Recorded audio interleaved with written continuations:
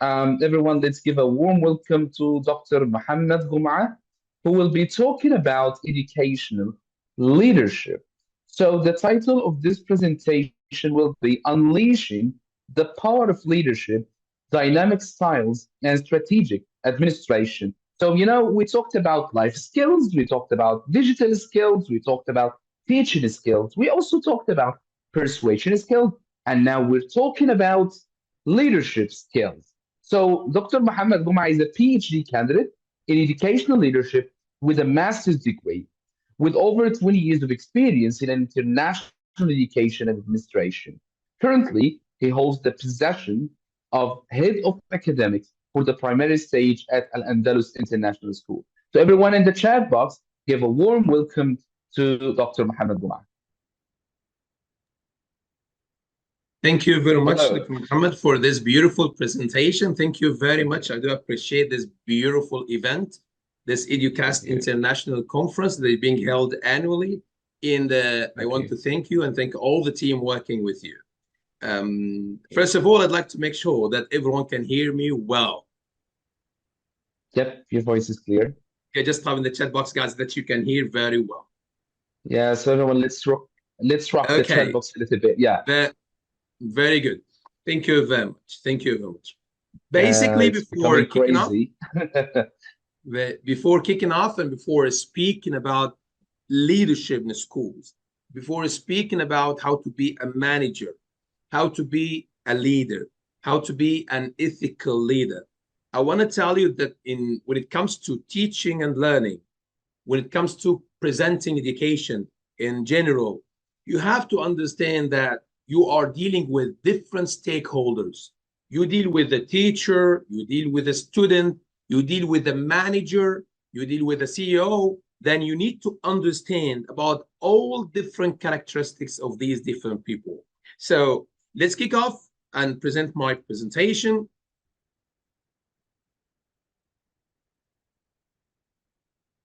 Okay.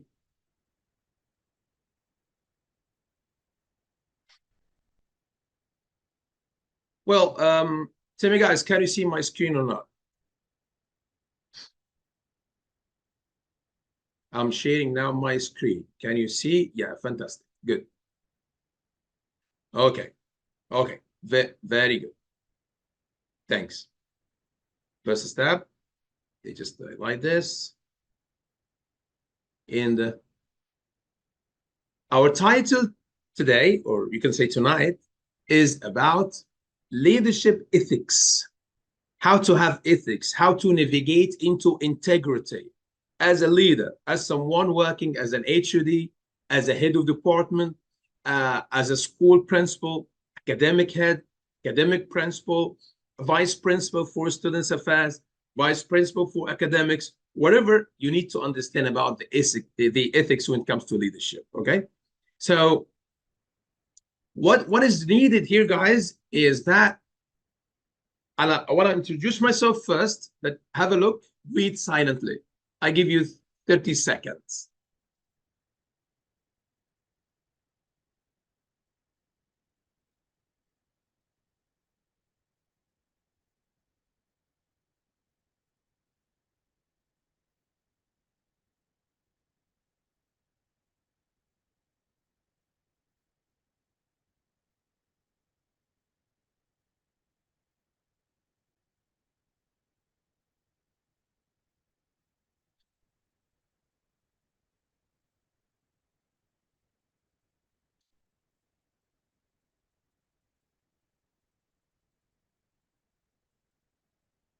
Okay, I always start my sessions with my colleagues and my teachers, my students, with a quote. This quote is basically talking about our subject tonight. It's talking about the ethical leadership. When you are a leader that is called an ethical leader, how can we describe someone that is ethical? Look at this. He is always involving himself in what? In taking responsibility for the consequences of the actions. Why? Because when you are, I'm talking about schools or universities, when you are taking an action or when you are taking a decision in your school, sometimes your decision is wrong or it has a negative impact on others. Then if you are a leader, if you are a true leader, you say, I'm in charge, I'm responsible, I'm credible, I'm in charge of what happened. To be honest, some leaders always blame others and say, you know, this is because of Mr. X. This is because of Mr. Y. It's not because of me. I'm someone who does no mistakes, zero mistakes. So this is not called ethical leader. Okay, so I will jump from time to time to this, the chat box and try to see what you guys are writing. They should be responsible and fair. That's very true. That is very true. Okay, so a leader, a true leader, is someone who is responsible for any decision that is being taken in school. Not only his decisions, but even other decisions that happened in a school. Why? Because he's responsible for everything in the school context. Let's just try, guys, to see what is meant by ethics, what is meant by integrity in education. Let's look at and listen to this video that will take around one minute and then come back.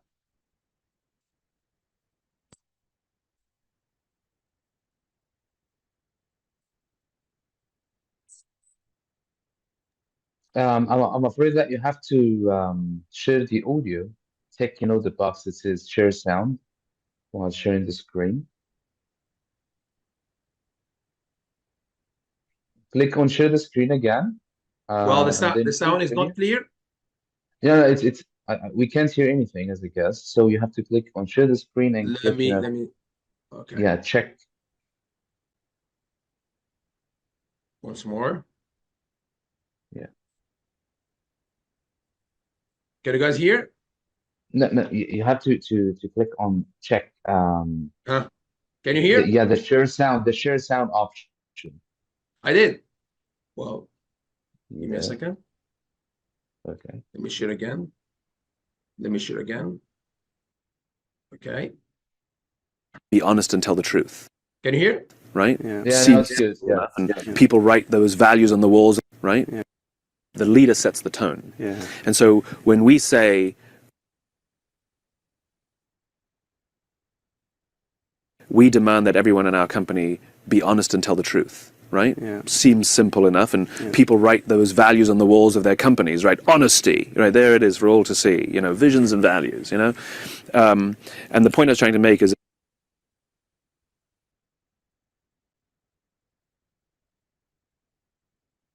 if the phone rings and your secretary answers and says, David's on the phone, and you say, tell him I'm not here. That's a lie. That is a patent lie.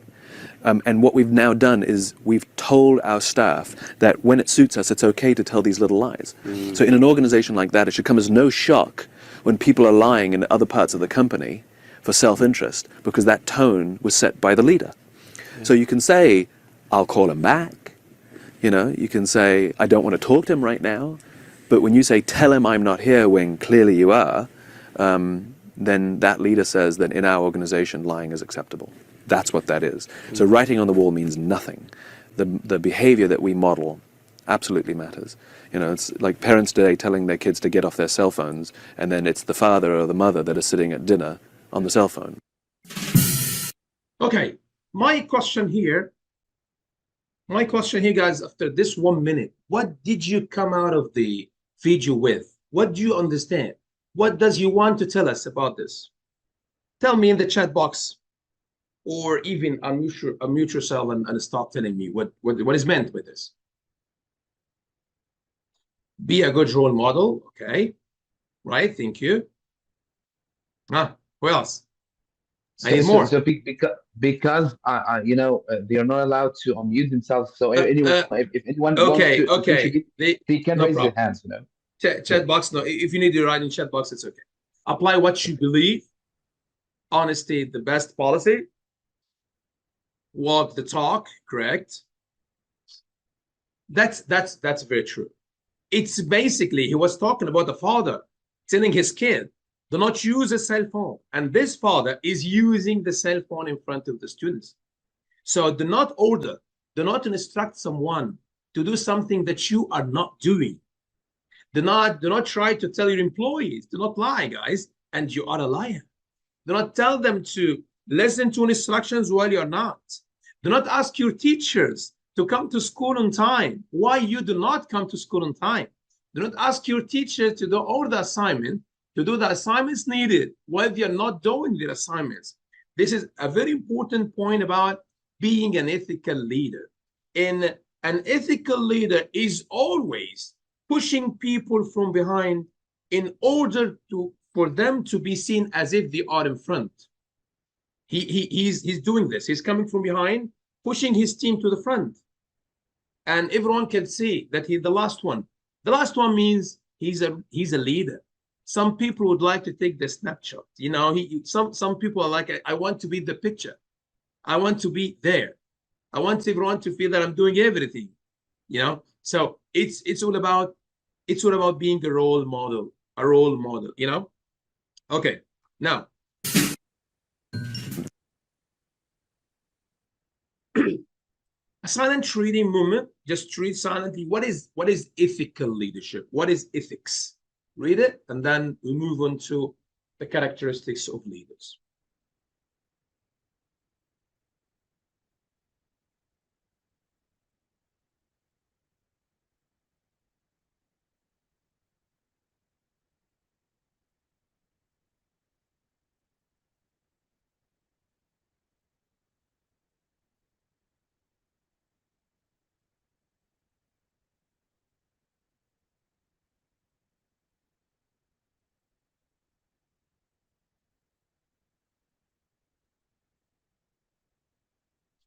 Okay, so a question. When you look at the definition of ethical leadership, what is the key words that attracted you guys in the chat box? What is the key word that attracted you and you say, yes, this is ethic, this is ethical leaders?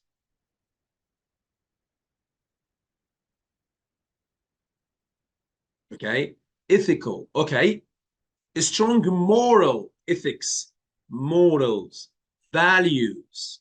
Okay, fantastic, guys. Thank you. Demonstrating honesty. Plana, good. Honesty is the best policy, as you mentioned. Same behavior inside and outside.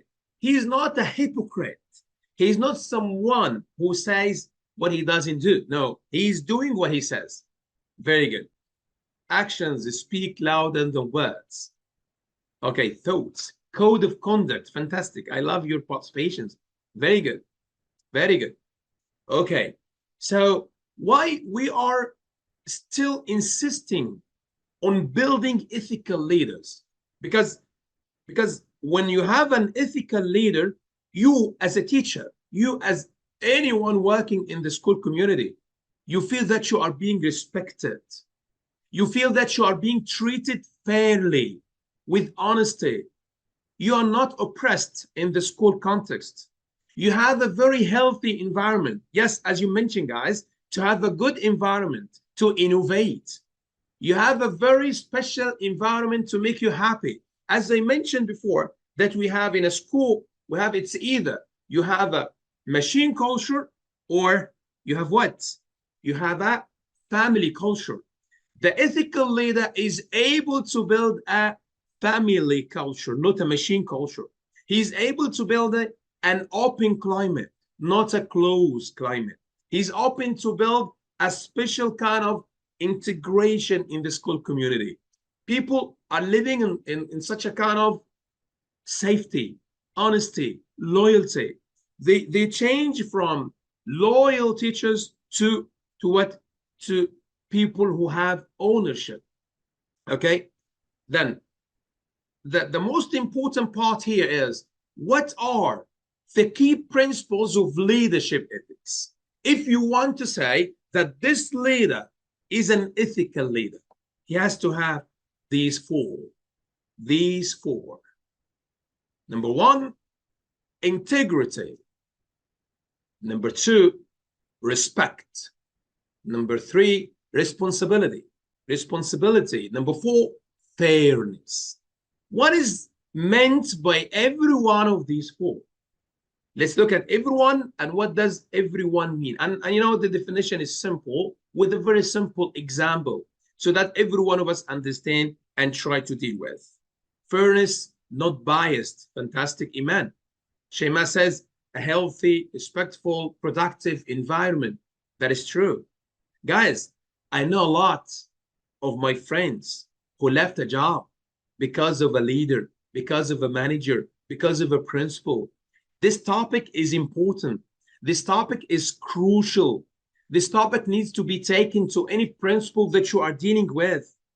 I do understand that some teachers in a school, I may be a principal and I have 5, let's say 5 HUDs, 5 head of departments, and I have 100 teachers.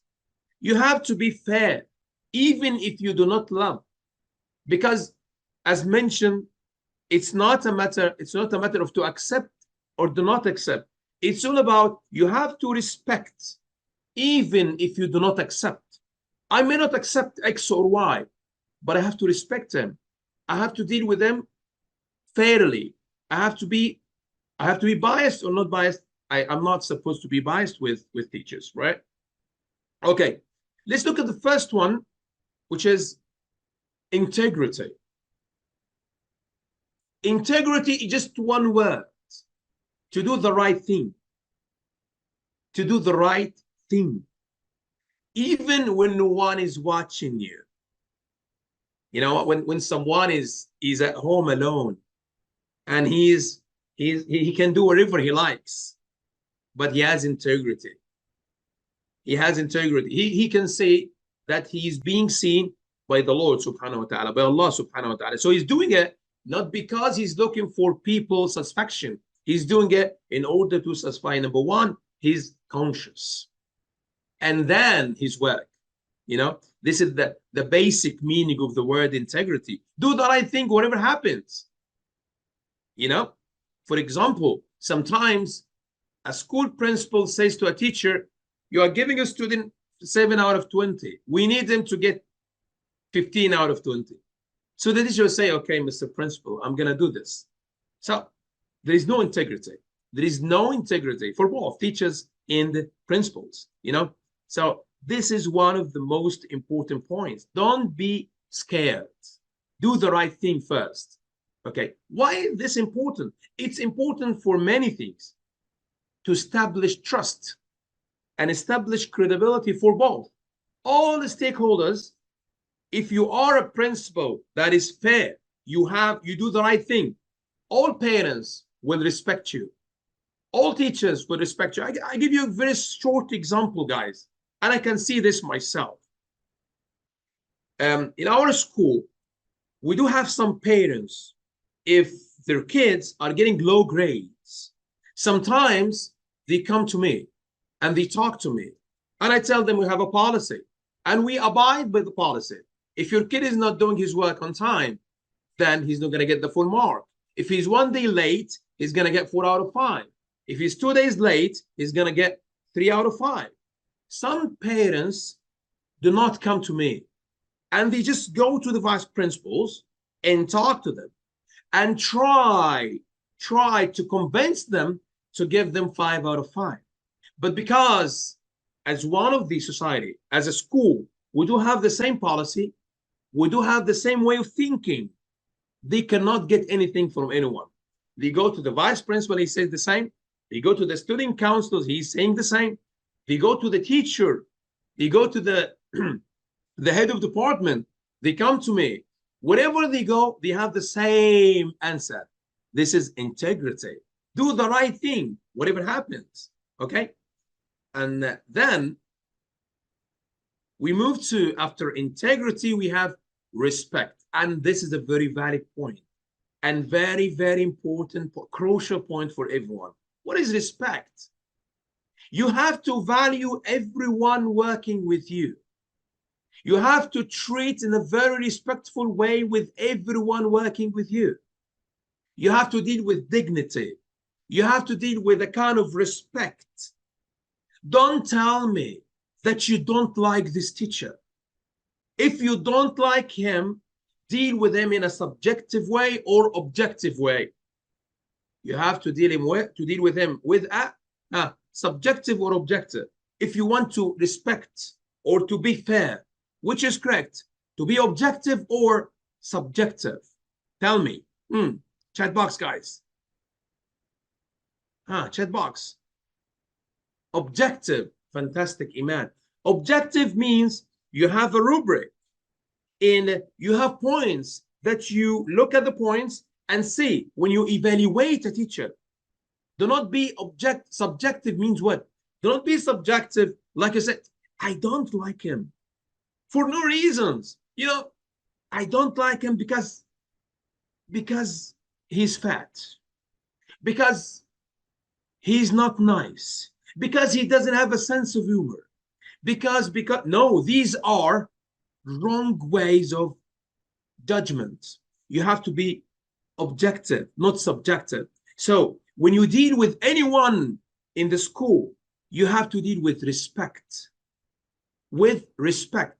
If the teacher goes and complains of you to the CEO, you have also to deal with respect. You have a policy. You abide by the policy. You apply the policy, but do not apply the policy on this teacher and do not apply it on other teachers. Someone comes late to school and then you tell them you're late, 1 day deduction, and another one that you love, that you do love, comes late to school and you do not deduct from him, then at that time there is no respect, there is no fairness, there is no even integrity. Okay, so you guys need to look at these points. Okay, it's important for what? When you are respecting everyone, fostering a positive and inclusive work environment. Teachers will feel that you are not biased. Teachers will feel that you respect everyone whatsoever happened. You know, and I'm telling you guys this not for principals only, it's even for teachers. As a teacher, please deal with your colleagues in a beautiful way. Deal with respect. Deal with a professional way. Do not say, I like this, I don't like this. In the work context, in the work community, in the work environment, you have to be professional. You have to have integrity. You have to have respect. And an example of this, when you listen carefully to everybody. And I always say in my courses that you guys need one important point: communication. Communication may make or break any organization. Communication may make or break any relation. You have to be a positive communicator. You have to be a strong communicator. When you communicate with your teachers, you have to be smart in communication, how to reach their hearts first, how to use the SEL, social emotional learning. You have to use your social intelligence in trying to gain their love, their respect, and stuff like that. Okay? Well, and a very important point also is a good educator is an active listener. You have to listen. You have to listen carefully. You have to listen more than you speak. You have to listen to everybody around you. You may learn something new. Okay? Then move on to the responsibility. In the responsibility, why it's really important? Because again and again, if there is something good in the school, the principal says, it's me. I have done it myself. I'm responsible for the success we are facing. You know, they say that. But a very good principal say, it's my responsibility whatever happens. If a problem happens, they say, it's not my responsibility. It's Mr. X. It's Mr. Y. So you have to be accountable for any action and decision in your school. If one of your HODs take an action, if any one of your HODs tries to do something which becomes like wrong, or there is a mistake behind it, you have to say, it's my accountability. It's my responsibility. This is a very important point. Why? You have to protect your team. You have to protect your team.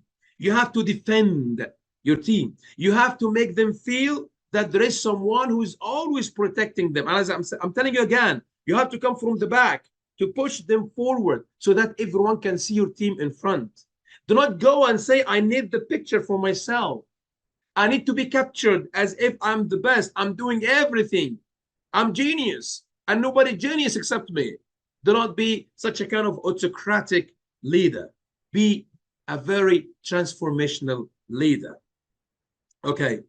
As mentioned, the chat box, you know, what a topic. Really, it's a real life story. Yeah, this happened in our store. And you know, most leaders, when they are very professional, they are implementing integrity. When they are very professional, too professional, they are ethical leaders.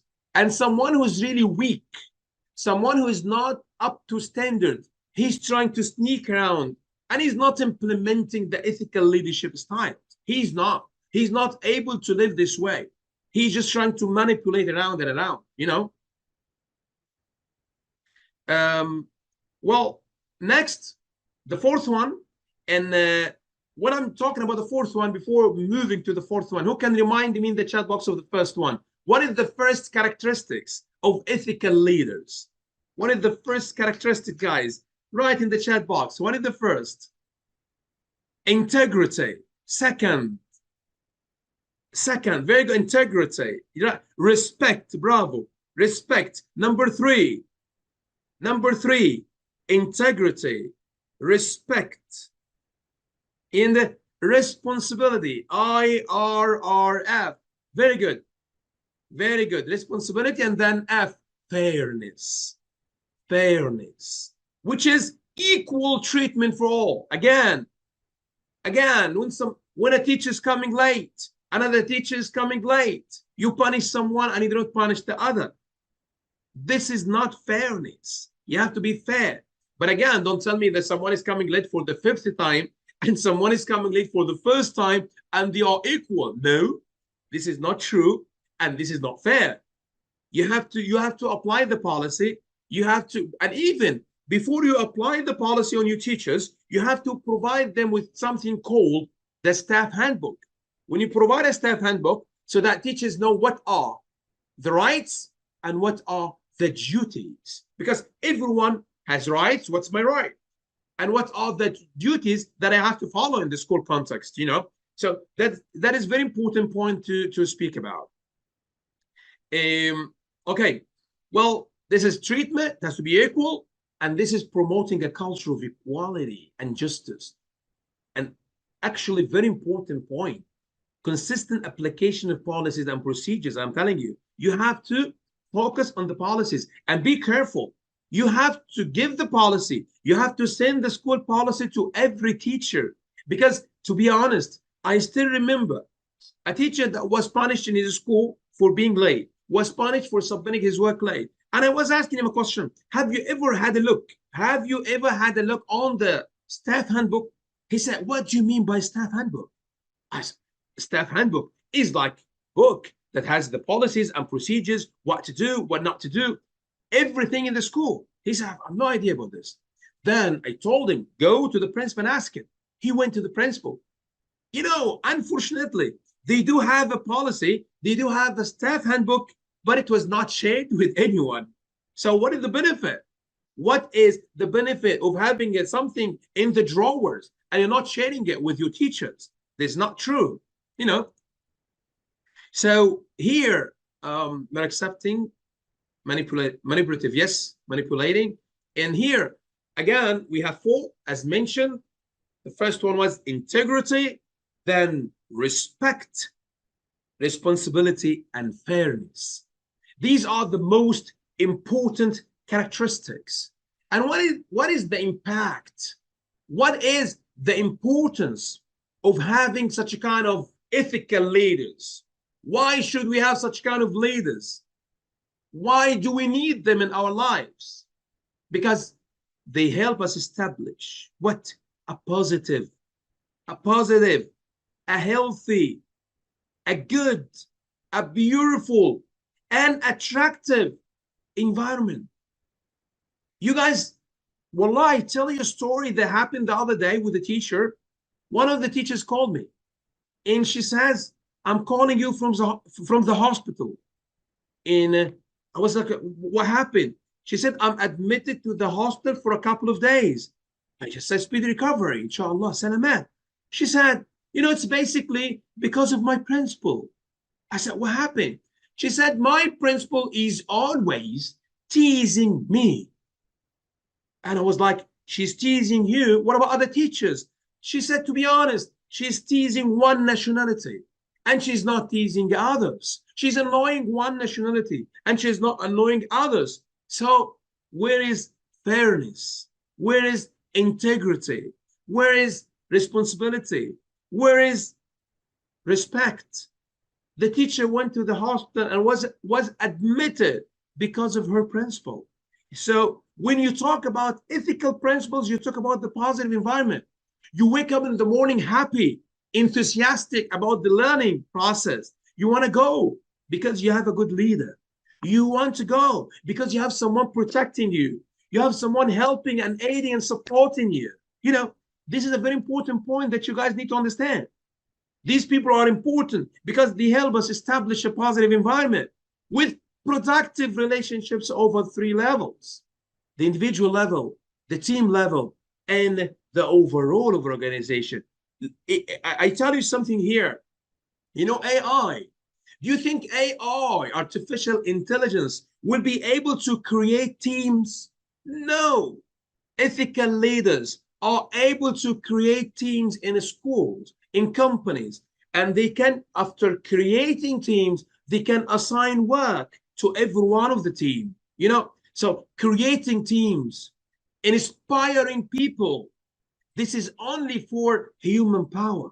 And in the future, let me be very honest with you, in the future, those who are able to empower, not those who are in power, will be the true leaders. The one who is able to make everyone strong in the community. This is the leader. The one who is able to empower his team. The one who is making every single employee strong and happy. This is the true leader. Not the leader who's trying to threaten people, who's trying to make them upset, who's trying to make their morale down. This is not a leader. It's a period after that. That's it. I need to make sure that you guys understand one more point. Again, the impact of leadership ethics are really important, and you may, as a leader, face a problem. What is the problem that you may face? Let us see. You sometimes have ethical dimension or challenges.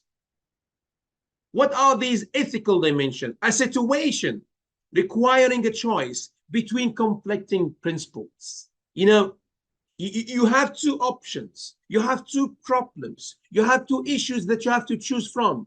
And at that time, you may have a committee that help you take a decision, because we say open communication, seeking advice, ethical decision-making frameworks. You need to sit with your team. That's why the democratic leader is one of the good leaders. He's someone who is sitting with his team, trying to listen to them, trying to make sure that he's taking the right decision, not in his own. One more problem that may face ethical leaders, the external pressure. External pressure that may come from something outside the school that may affect your decision. You need also to seek what guidance from teams, something from outside. Let me imagine with you, what does it mean by external pressure? You are in a school, your students, for example, the score of a student is like 70%, and you have a pressure from the owner of the school saying, I want 70 to be 90. Well, this is external pressure. This is against your integrity. What you do, you may, for example, talk to the owner and tell him, I may do this. However, people will know that our school is selling grades, and our name and reputation in the market will go down. You try to convince him that this is not the right decision. You know, you can do that. But at the end of the day, you try to be an ethical leader. You try to be a man of a word. You try to have integrity in your life. You have to be like this even in your daily life, in your religion. Subhanallah, when you are implementing the ethical leadership style, you are implementing the true religion. The true religion, which is respect and being someone who is honest with everybody. Okay? The last point I want to share with you is, this is my last slide. What are the benefits? Again, what are the benefits of ethical leadership style? What are the benefits of having such people? Number one, employee satisfaction. Teachers will be happy. Teachers will be satisfied with the school. The staff retention rates will become higher. You will have a lot of staff in the school not willing to leave, not willing to resign, not willing to make, you know, dua on you one day. You say, this was the worst leader I've ever seen in my life. You know, number two, it's going to enhance trust. You trust leader, that leader trusts you. And the last one is reputation, the good name of the school, the good name of the principal, the good reputation of the teachers. You know, sometimes you go for any event and they say, which school do you work for? You say, I'm working for X school. People look up at you and say, oh, wonderful. This school has a very good name in the market. You know, if you want to have a good name in the market, you can't have a good name with cheating. You have a good name with trust. You have a good name with responsibility. You have a good name with integrity. You have a good name with fairness. Be fair. That's why you'll be successful. In I think I have only 5 minutes left. I want to say, if you guys have any questions for me, if you guys, I was trying to be fast as much as I can in order to finish in 45 minutes. Yeah. Yeah, you know, it was really wonderful. Thanks a lot, Dr. Mohammed, for the wonderful expertise and insights shared in this talk. So everyone in the chat box, please drop your questions and comments for Dr. Mohammed, and he's more than willing to answer all of them. Thank you. Fame always comes late after hard work. Fantastic, Floyd. Yeah, you're true. And thank you, Sir. It was an amazing delivery. Thank you very much. So there's a question here, which is how to make an unfair leader to be fair. The question here, how to make unfair leader be fair? Yeah. You know, it's a very important question, but I have to be honest with you. Unfair leaders that are sticking to being, you know, biased to some and not biased to others. If you are very close to him, you'll be starting with a very gentle way. To be honest, communication again. Communication make or break any relation. You can go directly to him. You can close the door. And when you talk to him, you say, for example, you know that he's really nice with male teachers and really tough with female teachers. You may sit with them and talk and say, you know, I'm really happy with the way you are communicating with us. You know the sandwich technique. When you start by flattering, the burger technique, start by talking very, very positively about what he's doing. And in the middle, you say, but what do you think if we do so and so? What do you think if we make a party for female teachers? What do you think of, you know, give him suggestions and try to make these suggestions as if coming from him, not from you. You know, as if he's the one who invented these suggestions. Because these people, unfair leaders, are always looking for, they look for themselves. I want to be the best. So tell him, do it. And do not try to prove that you are trying to help him. No, you give him the piece of advice and you let him do it himself. You tell him, why don't you send a good email to teachers? Why don't you do so and so? This is the way I think it's going to be very beneficial, inshallah. You have touched a very sensitive and a controversial topic. That's very true, Sam. Thank you for you. Is it necessary for English teachers to take leadership courses?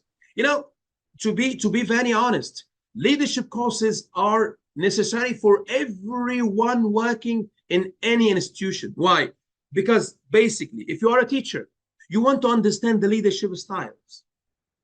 You want to understand what kind of leaders you are dealing with. Because let me tell you, your head could be an autocratic leader. He could be a bureaucratic leader. He could be a charismatic leader. He could be a transformational leader. He could be a transactional leader. He could be a laissez-faire leader. You know, guys, I'm telling you like 6 different kinds of leaders. You need to know how every kind thinks. You know, that's why everybody needs it. Everybody. But you need to delve into educational management when you are a head of department, when you are academic head, vice principal head, whatever. Okay. Another question. How to ensure the 4 pillars in a team if their salaries and working conditions are extremely precocious. You know, and again, in a school that you are working in, and you feel that, for example, even salaries, you have a scale in the salary. You have a scale. If a school is like giving different scales, this is number 1 of unfairness. Where the fairness, if you have different scales, such kind of schools with different salary scale, with different working conditions, with too tough working conditions, if you guys are not able to change it, then you have to change yourself by leaving this work. But one point you have to care for, which is hire then fire. What I mean by this, find a job before you leave the previous one.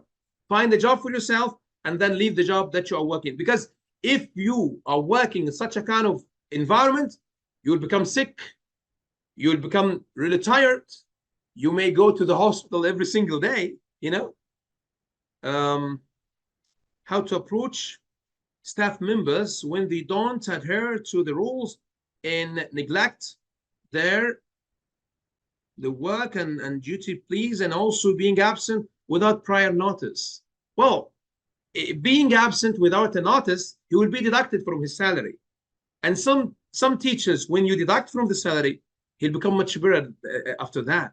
And one thing I want to advise you to do, teachers who are not following the rules, I want you, please, invite them for lunch. Yes, invite them for lunch outside the school. And try to get a budget from the school, not on your own. Don't pay for it. Just talk to the school manager, the school principal, the school owner, and tell him, I need to invite my department for lunch. Invite them for lunch, chit-chat with them, try to get into their personal life, see who has a problem, who does not have a problem, check on their families, check on their children. Start from here. They will be in a very good mood with you, inshallah, after that. How might the use of... yeah, the very important question here regarding AI and how might it be used to, you know, or its effect on one of those 4 pillars: respect, responsibility, integrity, and fairness.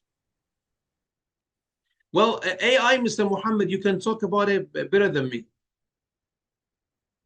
Yeah, we had lots of wonderful talks, you know, on AI in this conference. So you can get back to, you know, a talk by Ron Moraine, a talk by Dr. Crystal Schneider-Brody. You can, you know, yeah, listen to wonderful talks on our YouTube channel. They are all recorded there. But, you know, talking about AI and how it can affect those pillars, I mean, respect.